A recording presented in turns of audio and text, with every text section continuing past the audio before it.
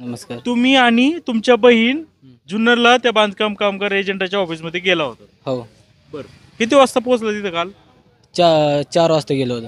परवाच्या दिवशी. बहिणीने काय सांगितलं आधी जाताना? तिने विचारलं आमचे भांड्याची म्हणजे प्रोसेस. तुमच्याशी काय बोलल्या बहिणी? आमची नाही, आम्ही ते दुसऱ्या कामासाठी गेलो होतो.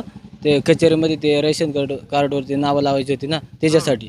तर मग म्हणलं जाऊन चक्कर मारावं नाही का तिथं. त्याच्यासाठी गेलो होतो मग.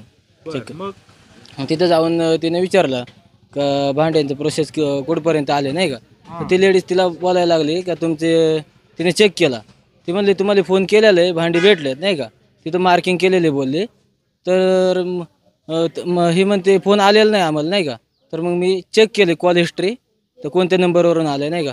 तर त्यांचा इनकमिंग कॉल एक पण नव्हता. तो मागच्या वर्षी 2024मध्ये होता नोव्हेंबर. आणि सगळं आउटगोईंग कॉल होतं ना इकडून केलेलं. तर ते बोलले फोन आलं मग एक पण फोन आलेला नाही आम्हाला. मी दाखवलं हिस्ट्री. तुमच्या नावापुढं तुम्हाला वस्तू दिली अशी मार्किंग केली होती. मार्किंग केली होती. मग मी तेच विचारलं तिला का तुम्ही इथं मार्किंग कशी काय केली फोन केला नाही तर. तर तुम्ही म्हणता ना इन्कम तिकडून फोन आलाय म्हणून. तर इथं मोबाईलमध्ये दाखवते ना. तो आमच्याकडे हिस्ट्री नाही. तुम्ही फोन केलेलं सगळं इकडून फोन केलेलं. तुम्ही मार्किंग कशी काय केली. म्हणजे तुम्ही स्वतःहून त्यांना phone हां करायचं हां हां मग तुम्ही कसं काय मार्किंग केली तुम्ही बोलता. मग ते बोलले का तुमचा फोन लागला नसेल नाही का. म्हणलं लागलं नाही तर तुमचा काम आहे परत फोन करायचा, मगच मार्किंग करायची ना. जोपर्यंत तुम्ही कानावर घालते नाही तोपर्यंत तुम्ही मार्किंग करू शकत नाही ना. ते बोलले की नाही ज्यांचं फोन केलं आहे लागो अगर नाही लागो ते मार्किंग करतो आम्ही नाही का. मग मी बोललो तर तुम्ही मार्किंग केलं पुढच्या वेळेस तुम्ही म्हणणार यांची मार्किंग केली. मार्किंग कशासाठी? फोन केला म्हणून मार्किंग होती का वस्तू मिळाली म्हणून मार्किंग होती? फोन केला आणि वस्तू मिळाली म्हणजे सांगून ते घेऊन गेले याच्यासाठी होते. लिहिलं होतं का तसं वर? नाही तसं लिहिलेलं नाही. ते बोलले तुमचे मार्किंग झालेलं तुम्हाला फोन बिन केलेले तुमची भांडी भेटले असतील असे बोलले. बरं, मग या दोघींमध्ये वाद कशामुळे झाला? त्याच्यामुळेच हे बोलले आम्हाला फोन केला नाही तुम्ही मार्किंग कशी काय केली असे तसे नाही का. ती लेडीज बोलायला लागली का तुम्ही सरांनी भेटा नंतर हे करा नाही का. आम्ही फोन केला ते कोण ते हे सर आहेत त्याला फोन केला त्यांचा फोन काय लागत नाही. एजंट? हां एजंट. तर ते बोलले ते गेलं पुण्याला 2 दिवस मीटिंग आहे त्यांची. म्हणजे परवाच्या दिवशी बोलले 2 दिवस मीटिंग आहे म्हणजे 2 दिवसानंतर येणार ते.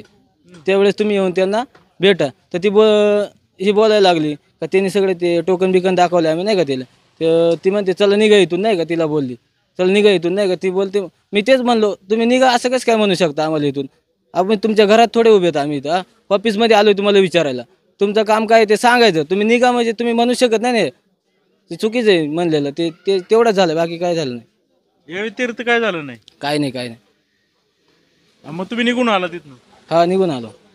काय भांडी भेटण्याची अपेक्षा सोडून दिली? नाही त्याला विचारलं भांडी परत कधी भेटतील असं बोललो तिले. ते बोलले आता आम्ही काय सांगू शकत नाही तुमची भेटतील नाही भेटणार ते सांगू शकत नाही. मग तुम्हाला बहिणीने सांगितलं मला फोन आलाय? आणि मग मी त्या दिवशी इकडेच आलो होतो कोळवाडीला सकाळी. मग मी घरी गेलो आणि त्यावेळेस कळलं मला फोन आलेला ते रेकॉर्ड. ऐकली का रेकॉर्डिंग? हां काय वाटलं? तो आला का त्याला माझी ती इच्छा त्याचा कानाखाली वाजवा 1-2. महिलाने तिनेच वाजवा. तिला बोललाय म्हणजे तिनं हाणलंच पाहिजे. तो असा बोललाय म्हणजे तो मार खाण्याच्याच लायकीचा बोललेला आहे. काय त्यानं काय होईल ते होईल पण त्याला मार पण खाल्लंच पाहिजे असं माझं म्हणणं आहे. तुमचा राग अनावर झाला आता? आणि मार खाल्लंच पाहिजे त्यानं. कारण तो शिवीगाळ आम्ही घरामध्ये अजून कोणाला असा बोलती नाही का. हा कोण बोलणार असा शिवीगाळ करणारा. तो म्हणतोय का माझ्या पोरला तुम्ही बोलले? पोरीला काय बोललो ना त्याच्या का असेल रेकॉर्डिंग ना तर ते घेऊन यावं म्हणा. कारण मी स्वतः होतो तिथं. हा बारका पोरगा पण होता तिचा बोलण्याचं. त्याच्यामध्ये असं आहे का आम्ही कुठं देतोय आम्ही उलट फुकट आणून देतोय भांडी असं ते बोलले हा, हा. जाणत होतं काय?